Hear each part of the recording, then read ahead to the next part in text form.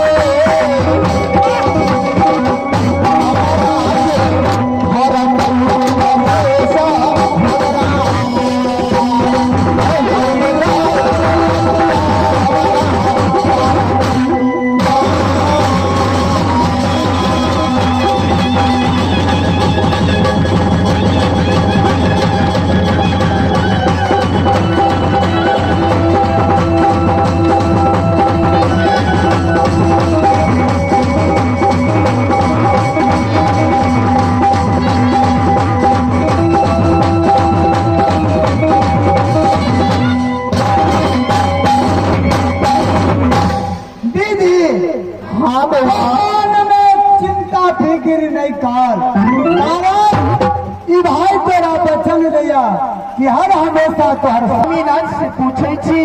स्वामीनाथ हमर की ऑर्डर दैया। स्वामी जी स्वामी जी हे सखी हमर भाई सहोदर छोटिका हमरा लेवे के लिए गेल बिदादरी के ले आल लेकिन जे कहते हमरा घाटमपुर के नाम लिया हमर पूरा बदन थर थर कांपे लगिया।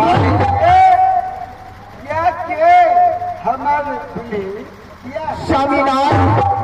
आज के की विचार यहाँ जा सके घाटमपुर रखिया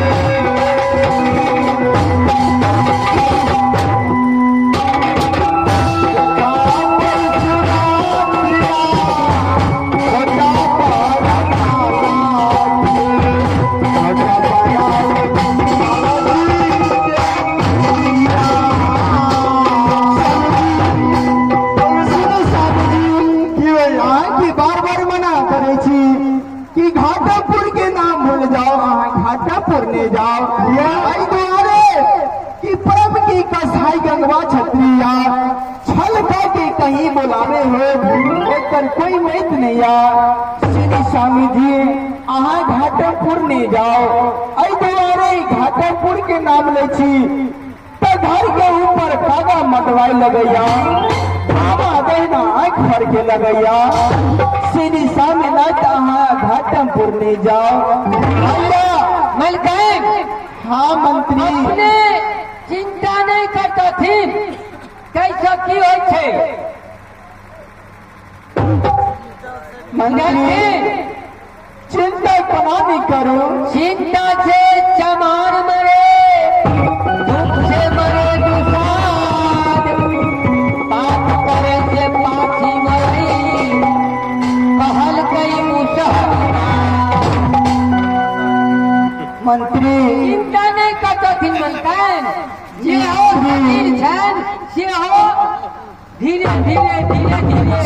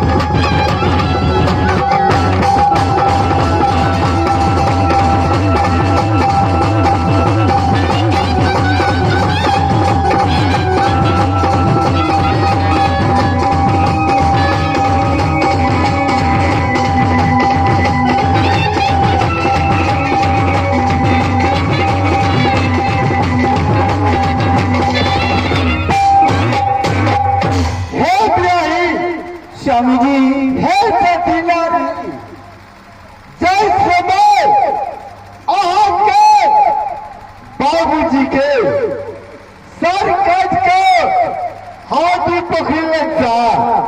आपके डलाया कैलाश तखनी हाके कोनो चिंता में भेल। स्वामी जी, श्री स्वामी जी, अगर आए की इच्छा आ जाएगी तो हम मना नहीं करब, लेकिन हम आए के साथ में चला। वो किया